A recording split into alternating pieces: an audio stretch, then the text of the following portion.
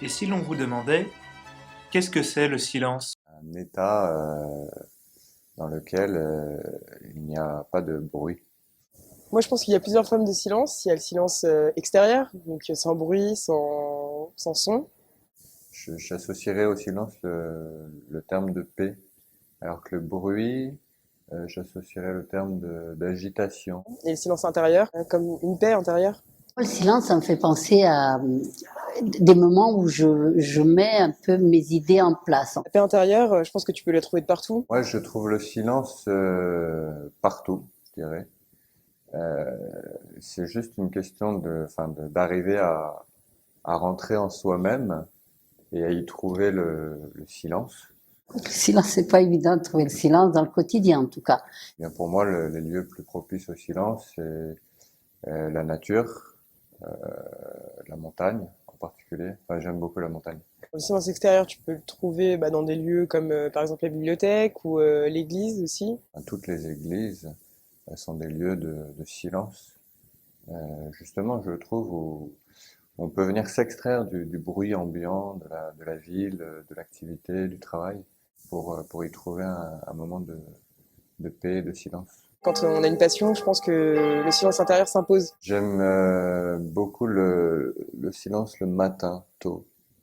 Mais ça arrive une fois ou deux fois dans la semaine.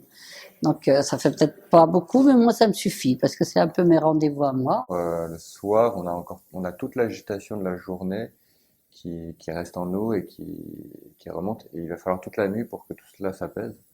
Donc le matin, on est tout frais. À l'église, oui, bien sûr, hein, c'est le moment où on vient se retrouver à l'église, hein, c'est tout à fait. Et ça, c'est le silence recherché. Je fais de la guitare et je sais que quand je joue de la guitare, j'ai effectivement un silence intérieur. C'est-à-dire, il faut y être attentif. Souvent, il faut laisser autre chose de côté pour se consacrer à ce moment-là. Ce qui peut être angoissant dans le silence, je pense, quand il n'est pas prévu, c'est la solitude. C'est le silence quand on n'entend pas de bruit, on ne parle pas, on parle avec personne, on ne dialogue pas. Et donc, ces moments-là, c'est un silence qui est un peu particulier, celui-là.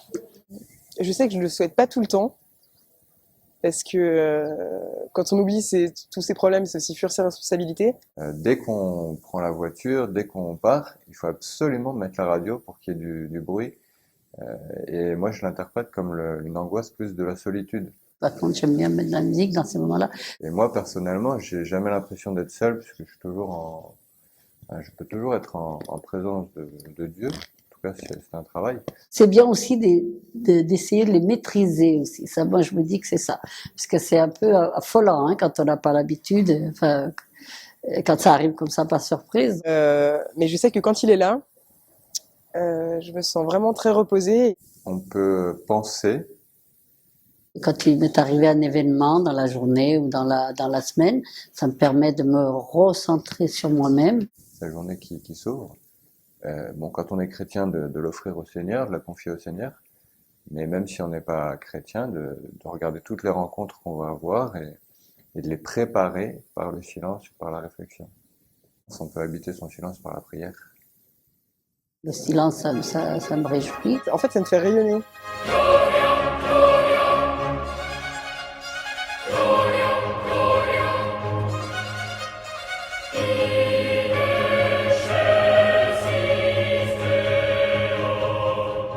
De la création, c'est ce qui exprime pour moi le plus la profondeur du silence.